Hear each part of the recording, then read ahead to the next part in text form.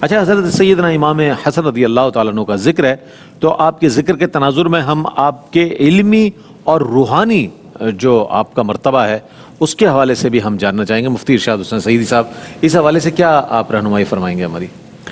جی یقیناً آپ کا جو مقام اور مرتبہ ہے وہ تو اتنا ورع الورع ہے کہ نہ ہم اسے سمجھ سکتے ہیں، نہ اسے سمیٹ سکتے ہیں، نہ اپنے لفظوں کے اندر لا سکتے ہیں، کیونکہ آپ کو آقا علیہ الصلوۃ والسلام کے ساتھ نسب مبارک کا شرف بھی ہوا، صحبت کا شرف بھی ہوا، پھر تربیت پانے کا شرف بھی ہوا۔ تو یقیناً پھر جب ایسے گھرانے کے اندر آپ نے ظہور فرمایا اور آپ نے تربیت پائی، تو پھر علم ظاہر ہو یا علم باطن ہو، ہر دو اعتبار سے اللہ رب العزت نے آپ کو منفرد مقام عطا فرمایا۔ تو گویا علم کے اعتبار سے بھی پھر آپ ایسے منصب پر نظر آتے ہیں کہ جیسا کہ قبلہ مفتی صاحب نے فرمایا کہ چونکہ وہ ان کے بچپن میں ہی آقا علیہ الصلوۃ والسلام کا وصال مبارک ہو گیا،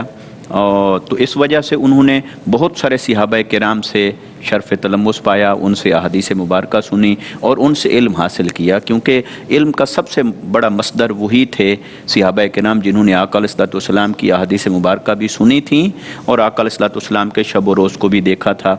تو آپ کے بارے میں آتا ہے کہ آپ نے کم و بیش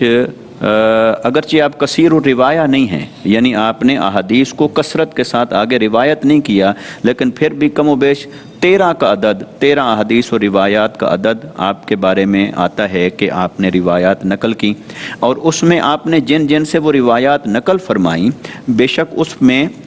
حضرت علی المرتضیٰ رضی اللہ تعالیٰ عنہ بھی شامل ہیں، اور اہل بیت اطہار کے یا بنو ہاشم کے جو چشم و چراغ ہیں وہ بھی موجود ہیں، مگر یہ کہ آپ نے ام المومنین حضرت عائشہ صدیقہ رضی اللہ تعالیٰ عنہا سے بھی روایت فرمائی ہے۔ تو اس سے معلوم ہوا کہ آپ ان سے بھی آقا علیہ الصلوۃ والسلام کے اقوال اور احوال جاننے کی کوشش کرتے تھے، اور اس لیے آپ نے ان سے روایت بھی فرمائی۔ اسی طرح آقا علیہ الصلوۃ والسلام کے وصال مبارک کے بعد صحابہ کرام میں سے جو مرجع علم تھے یا جو پھر اپنے زمانے کے اعتبار سے دارالفتاء یعنی افتاء کے منصب پر جو فائز تھے، جن سے لوگ رجوع کرتے اور اپنا کوئی مسئلہ دریافت کرتے، تو اسی طرح حضرت امام حسن مجتبی رضی اللہ تعالیٰ عنہ بھی اسی مقام پر فائز تھے کہ لوگ آپ سے رجوع کرتے تھے اور آپ سے اپنی زندگی میں پیش آنے والے احوال اور واقعات اور مسائل کے بارے میں رہنمائی لیتے تھے، تو آپ افتاء کے فرائض بھی سر انجام دیتے تھے۔ اب صاف ظاہر ہے کہ اس دور کا افتاء اور آج کے دور کے افتاء میں تو وہ بہت سارا فرق ہے۔ آج تو باقاعدہ بہت ساری چیزیں ایک ضبط کے ساتھ، نظم کے ساتھ ایک اور انداز میں ہو رہی ہیں، مگر یہ کہ اس دور میں بھی جب بھی کسی کو کوئی مسئلہ دریافت کرنا ہوتا تھا تو وہ جن ہستیوں کی طرف رجوع کرتے تھے انہی میں حضرت امام حسن مجتبی رضی اللہ تعالیٰ عنہ بھی شامل تھے۔ تو علمی اعتبار سے آپ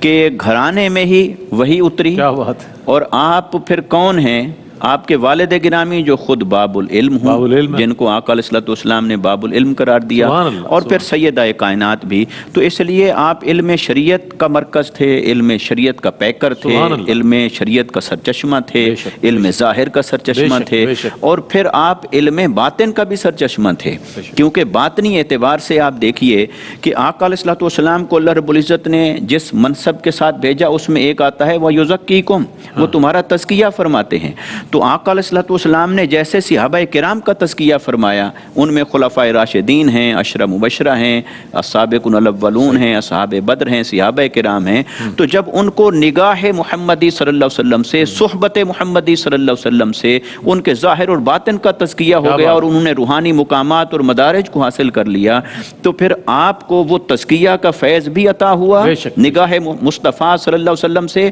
اور آپ کو وہ طہارت کا فیض بھی عطا ہوا جو اللہ رب العزت نے فرمایا وَيُطَهِّرَكُمْ تَطْهِيرًا۔ تو پھر وہ ظاہر اور باطن میں بھی پاکیزہ تھے اور اپنے علم، اقوال اور اعمال، احوال میں بھی پاکیزہ تھے۔